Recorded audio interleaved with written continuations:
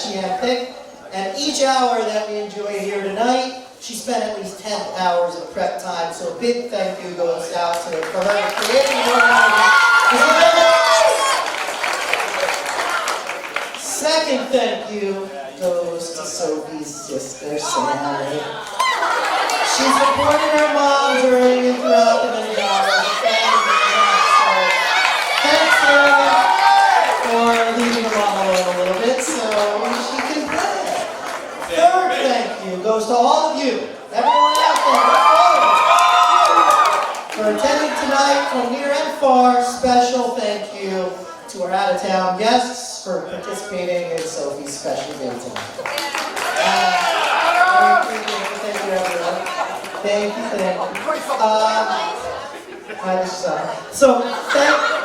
Last thank you, but not least, last thank you goes to Sophie for all of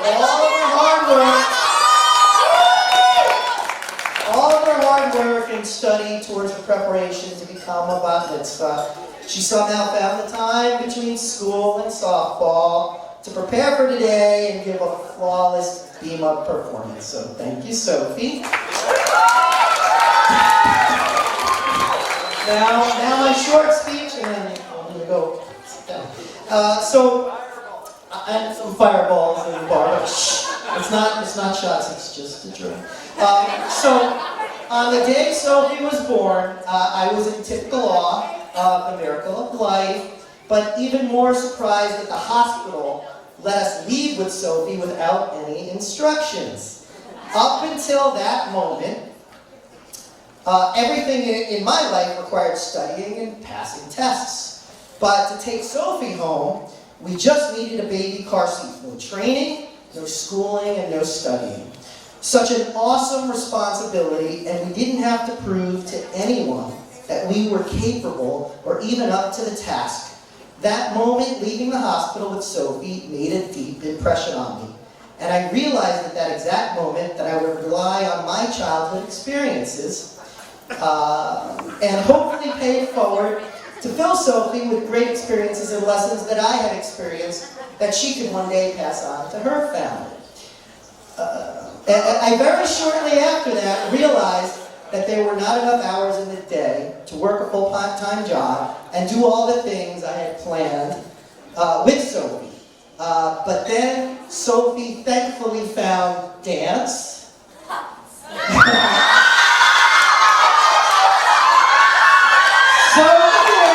Take pictures, put it on Instagram and Snapchat.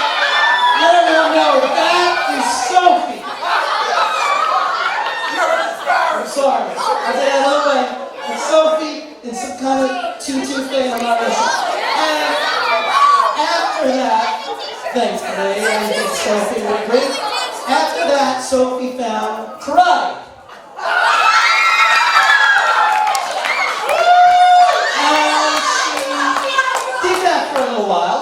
But then she finally found softball. And her mom and I watched in awe as Sophie developed into a confident, smart, physically fit, hardworking, driven, and beautiful young person, both on and off the field. While I was disappointed that work got in the way of me teaching Sophie about life, I thoroughly enjoyed Sophie's softball games and practices, and sometimes getting a little light reading done in from time to time. Just a little. But watching Sophie play is not a passive process. Whether she's in the batter's box, running the bases, or fielding, her mom and I feel every play and experience all of her experiences. The great hits, the catches, the amazing double plays, along with the inevitable disappointments, the strikes, the foul tips, the strikeouts, the missed catch, and being at bat to make the third out in a losing game. We've watched Sophie perform under enormous pressure. All eyes on her.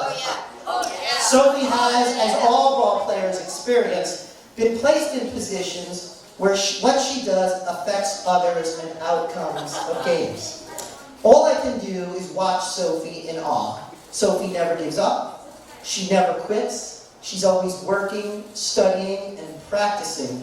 And when she can't physically practice, she's relaxing in front of a softball or a baseball game on TV, while her younger sister is in another room watching more questionable shows. If there isn't a softball or a baseball game on TV, Sophie has a ball game on, any ball game. She's enamored with sport, and her enthusiasm for the game shows in small ways, like always trying to be the first one on the field during the game. The most remarkable thing about Sophie is that Sophie performs best when the pressure is at its greatest. Oh, yes. Yes, She drives her mom and I crazy by waiting for a 3-2 count, 2 outs, before she smacks the heck out of the ball. Yes. And Yes. I've watched Sophie absorb bad umpire calls and bad breaks. Oh my God. And instead of channeling bad news by giving up, or making excuses, or blaming others, Sophie takes the bad stuff that's expected to happen in life and channels it in good ways by fighting back with more drive to practice and work harder and be better.